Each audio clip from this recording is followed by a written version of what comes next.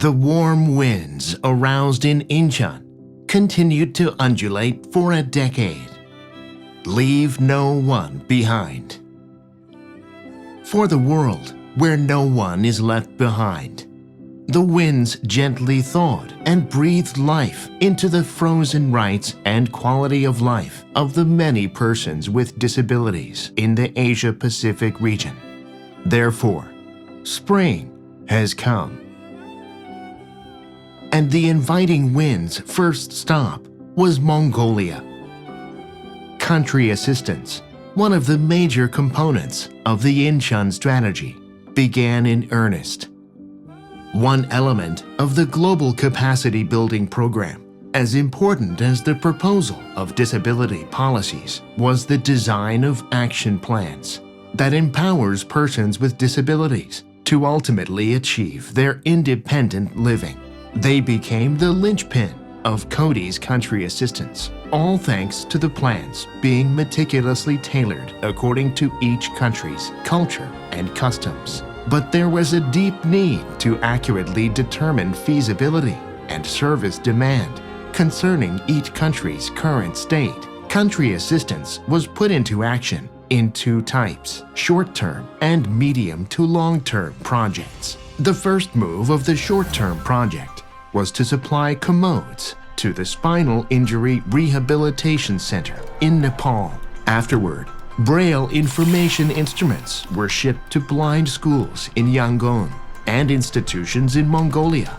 Laos PDR, Myanmar, and Cambodia received wheelchair-accessible vehicles that were capable of transporting wheelchair users. The new vehicle brought improvements in mobility rights and streamlined social participation for many persons with disabilities. The medium to long-term projects were also actively put into action across Mongolia, Laos PDR, Indonesia, and Myanmar.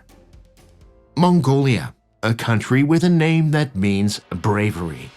According to the 2012 census report, the number of persons with disabilities in Mongolia amounted to just 4% of its population. However, the validity of the figure remains in question to this day. In Mongolia, disability diagnosis has usually been through a naked eye examination by a doctor at a health center in the local community. Due to a lack of medical equipment and professional skills on disability, many minor ailments were often overlooked, permitting them to develop into serious disabilities more often than not. Before providing a global assistance to Mongolia, it should be prioritized to obtain a comprehensive picture of disability in Mongolia. The first action was the distribution of a dictionary, which included definitive terms and information regarding disabilities all across the country. Then, the team collected data from the US, Canada, Australia, and other well-developed countries to research and develop tailored intervention protocols for children with autism or cerebral palsy between the ages of 0 and 3. Early diagnosis tools for identifying cerebral palsy in infants between 6 to 10 months were also developed, which helped contribute to the early intervention. Without tarrying, or perhaps afraid that the springtime in the Asia-Pacific region would soon come to an end, the breeze headed to Laos PDR. Laos PDR, a country located at the heart of the Indo-Chinese Peninsula. It shares its border with 5 neighboring nations, but because of its location, it suffered grievous wounds from military conflicts. The war left behind many citizens with disabilities. One of the many scars left in its wake, Savannakhet, lying in the southern part of Laos PDR, the very place where the Independent Living Project for Persons with Disabilities began through the Vocational Rehabilitation Program.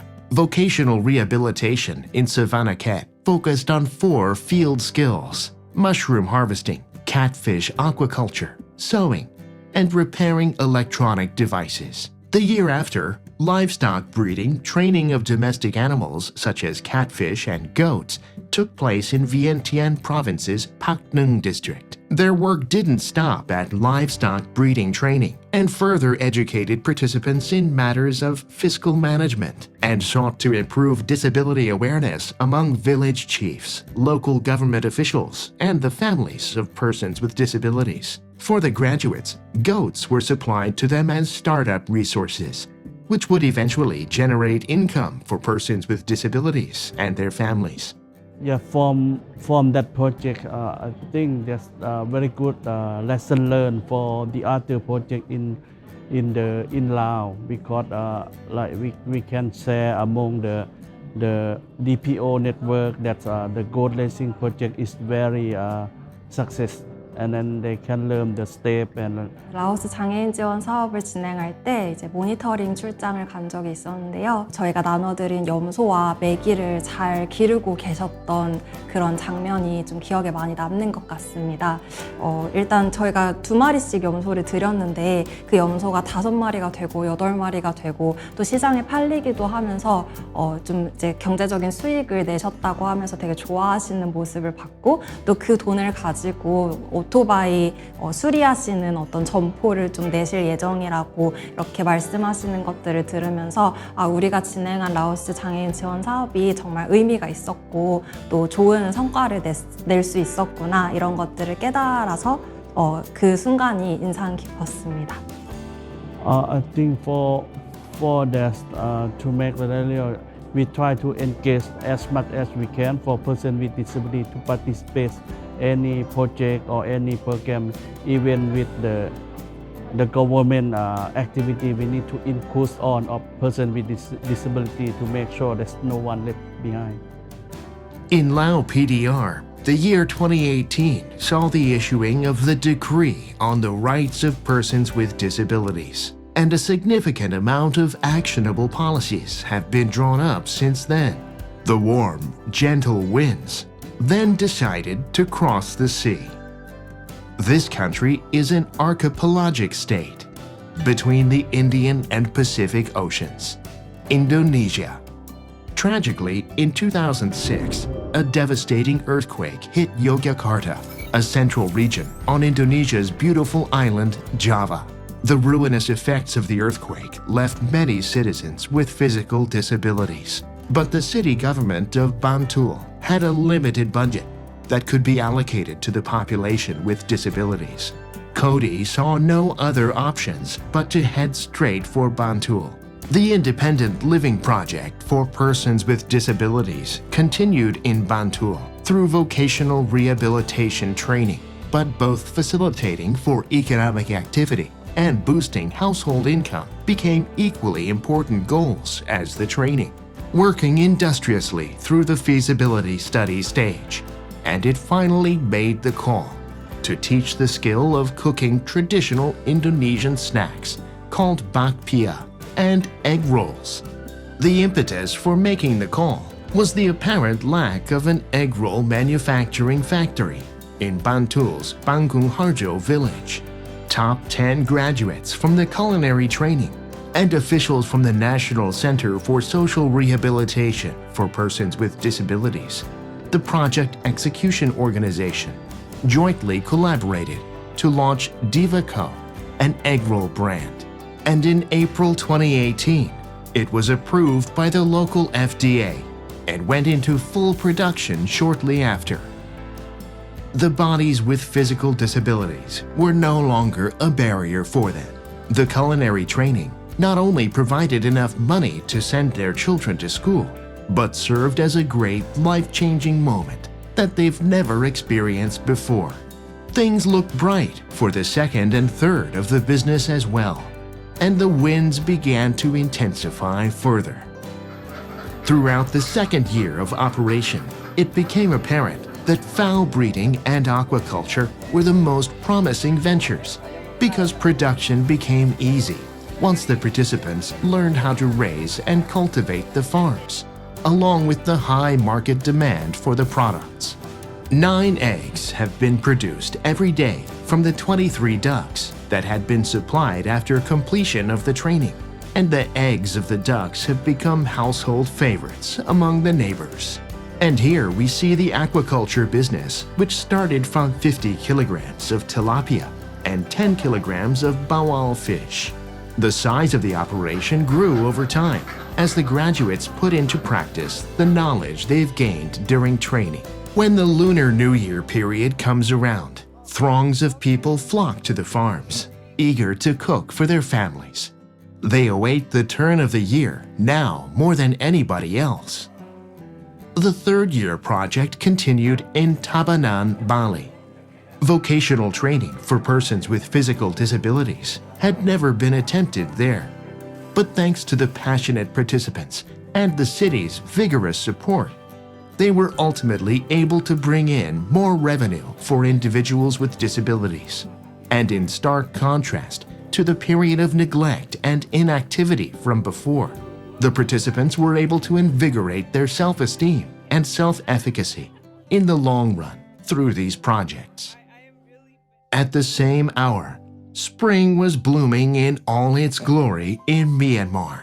The country of Myanmar had experienced 6 decades of rule under the British Empire, and as such, a culture of enjoying bread, biscuits, and coffee had taken root there. Taking into account Myanmar's socio-cultural traits, the support project proceeded with a focus on baking and pastry. Training was done under the expert's supervision, with professional bakers and baristas on watch. This was all to create new jobs and to encourage independent living among the trainees with disabilities. They also provided internship opportunities in cooperation with local businesses to give the trainees a competitive edge in the job market. During these internships, the graduates were able to demonstrate their technical competence, which incentivized the employers to amend their perception of disability, and greatly inspired each participant with disabilities to desire employment. After the internship, the program continuously opened the Golden Hope Cafeteria and Bakery House, where the cafe employs persons with disabilities in an effort to create more jobs. Locals gave the stores high praise after their visits. They needed jobs more than anybody else in the world, but had been brushed aside at times before due to their disabilities. But then, with the dark days behind, a beam of golden light began to shine upon them. It was possible only after untold hours of dedication and work. Afraid to ruin the beautiful cake, each movement is ever careful. There's great joy in serving their customers and in being able to provide for their families. Every passing day is one of joy now.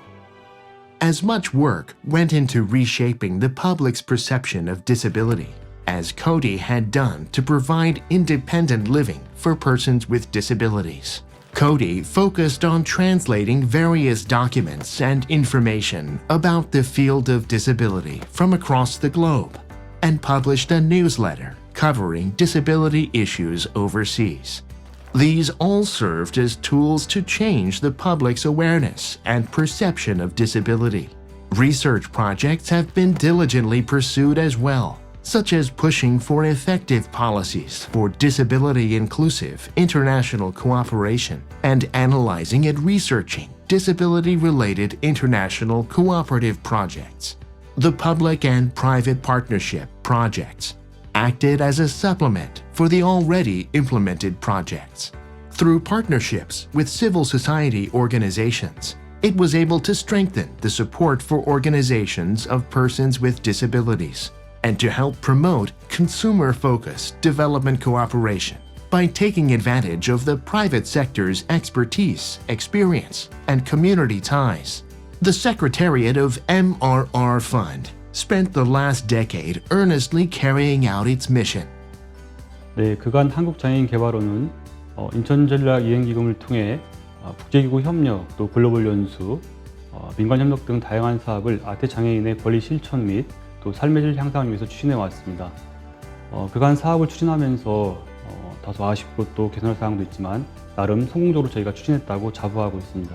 그 장애 분야에서의 그런 국제개발 협력은 어떤 의미가 있는지, 그리고 이 국제사회에서 장애인분들을 위해서 우리가 어떤 것들을 기여할 수 있는지 그런 부분에 대해서도 같이 생각해 주시고 관심을 많이 가져주셨으면 좋겠습니다. 예전에는 2022년도라고 하면 굉장히 뭔가 아마득한 그런 느낌이 좀 있었는데 막상 이렇게 되니까 좀 실감이 안 나고요. 굉장히 뜻깊은 그런 과정을 함께 할 수 있었어서 너무 영광이고 앞으로가 더욱더 기대되는 것 같습니다. 예, 포스트 인천 전략은요, 인천 전략이 종료되는 2022년 이후에도 장애 분야의 국제개발 협력 사업을 지속적으로 이행하기 위한 이니셔티브 또는 그러한 의지를 표현하는 개념이라 할 수 있겠습니다. 장애인 권리 협약과 인천 전략을 지속적으로 이행함으로써 장애인이 주도가 되는 권리를 실현하고 국제개발 협력 사업의 저변을 확대하는 데 큰 역할을 할 것으로 기대하고 있습니다. 인천 전략 10대 목표 중 개발원의 전문성을 살릴 수 있는 중점 목표를 선정해서 이에 기반한 개발원 활동이 장애 포괄적인 국제개발 협력 생태계 조성에 보다 더 효과적으로 기여할 수 있는 방안을 마련할 필요가 있다고 보여집니다. 인천 전략을 지난 10년간 이행을 했던 경험이 있기 때문에 이런 경험을 바탕으로 해서 좀 더 아시아 태평양 지역에 다양한 장애 분야 국제협력 사업을 확대해 나갈 수 있을 거라는 생각이 듭니다.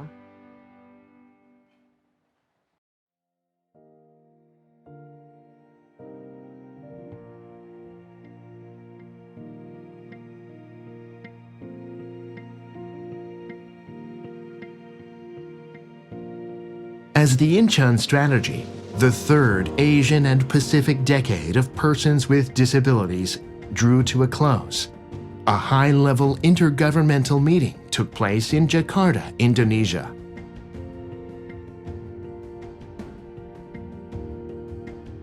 It served as an important moment to reflect upon the last decade and to come together to plan for the next. I think achievement of the Incheon Strategy was firstly in its adoption itself. It was so much ahead of its time.